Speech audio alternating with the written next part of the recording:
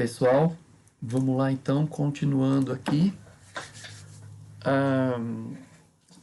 com nossa história, né, que vem transcorrendo desde lá da questão dos romanos, passando pelos hebreus e agora chegando até o cristianismo, para a gente falar da origem do cristianismo dentro do Império Romano.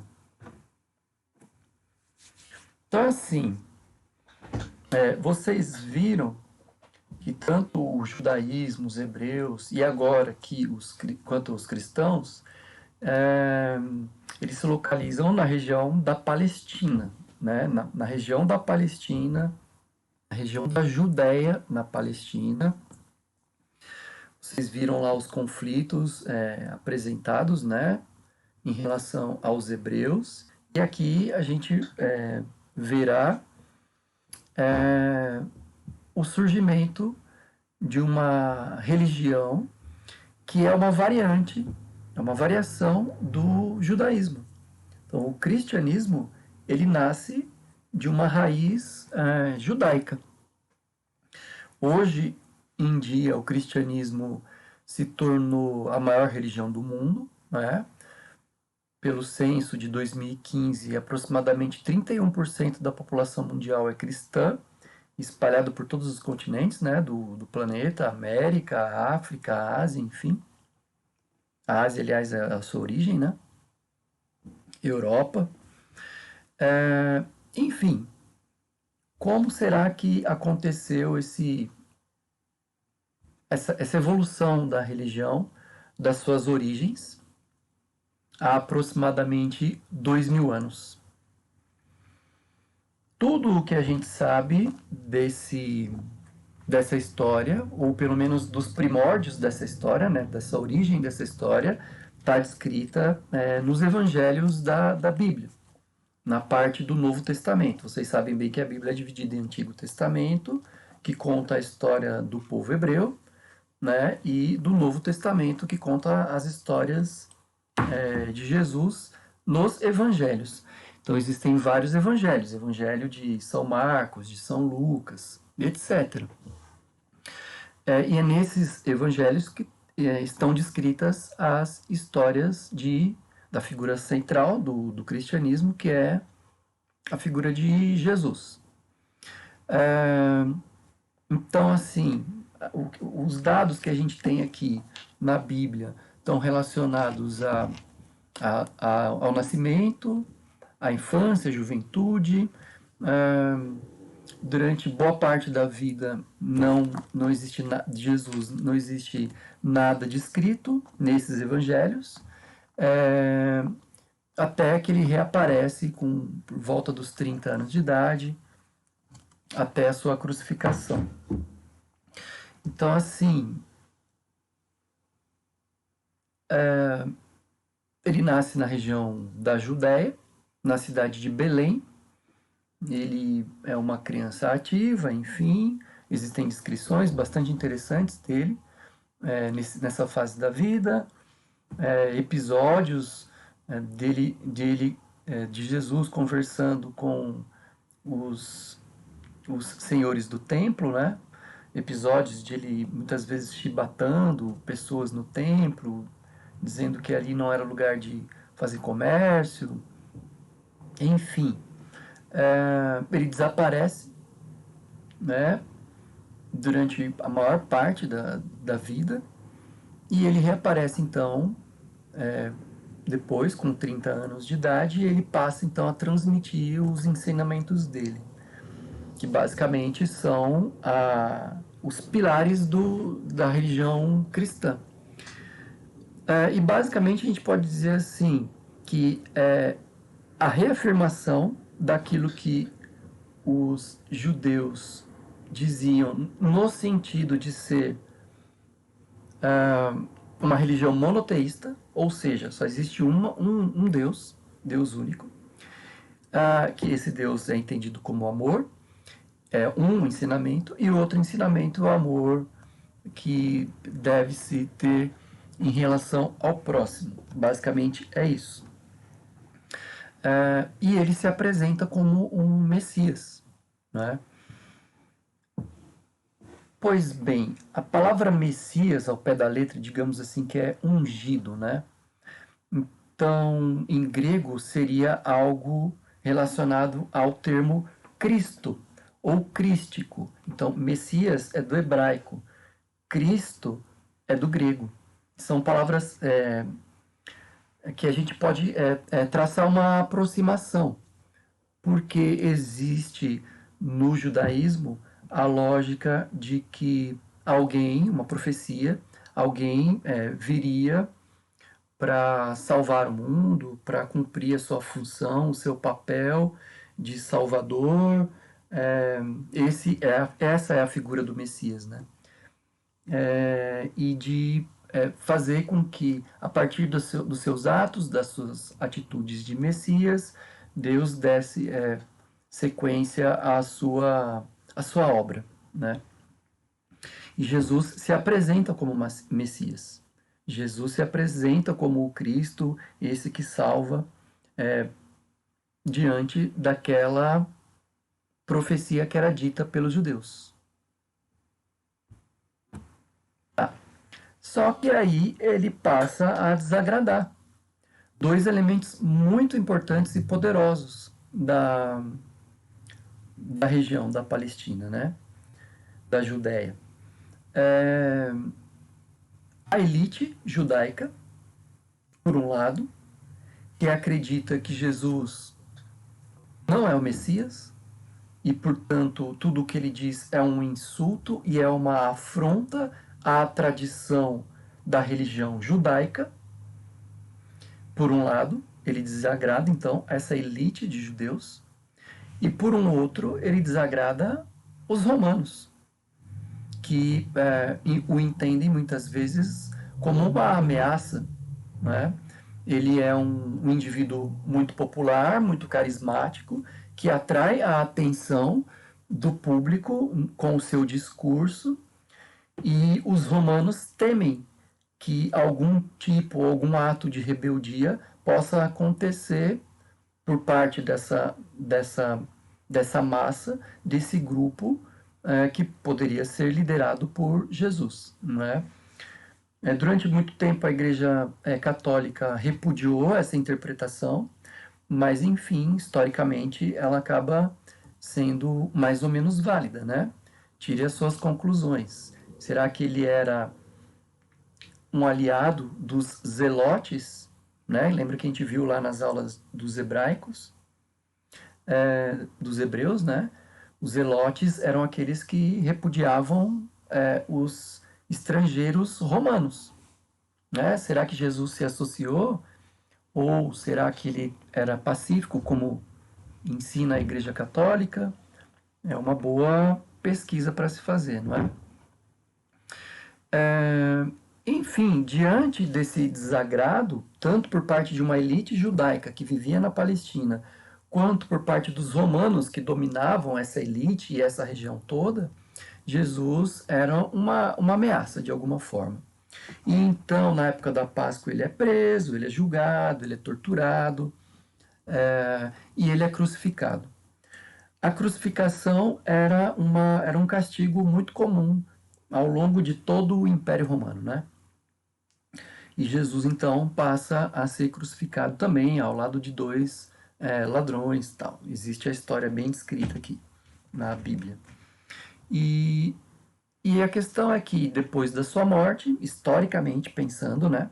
Depois da sua morte, o cristianismo vai se espalhando através dos seguidores de Jesus, chamados apóstolos, né? Inicialmente 12 apóstolos, mas com certeza mais pessoas que não eram apóstolos, porém haviam se convertido ao cristianismo. Então, ou seja, de uma maneira ativa, falando, ou passiva, não falando, apenas professando a sua fé, o cristianismo vai se espalhando.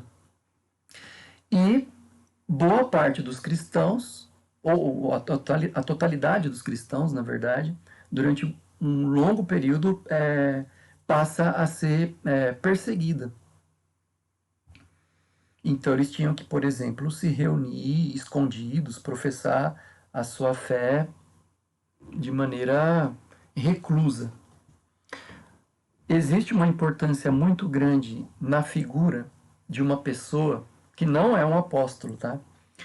Essa pessoa se chamava Saulo de Tarso. Então ele era um militar romano responsável por perseguir cristãos. E ele era um intelectual de formação grega, de conhecimento grego, né?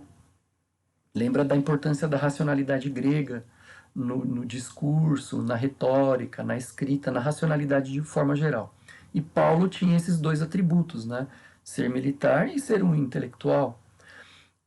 E então existe uma descrição lá que Saulo tem uma visão e ele se converte e deixa de se chamar Saulo e a partir de agora ele toma o nome cristão de Paulo e ele passa a divulgar o cristianismo. Isso foi extremamente importante porque é através da figura de Paulo que o cristianismo chega na sede do Império Romano, que era a cidade de Roma.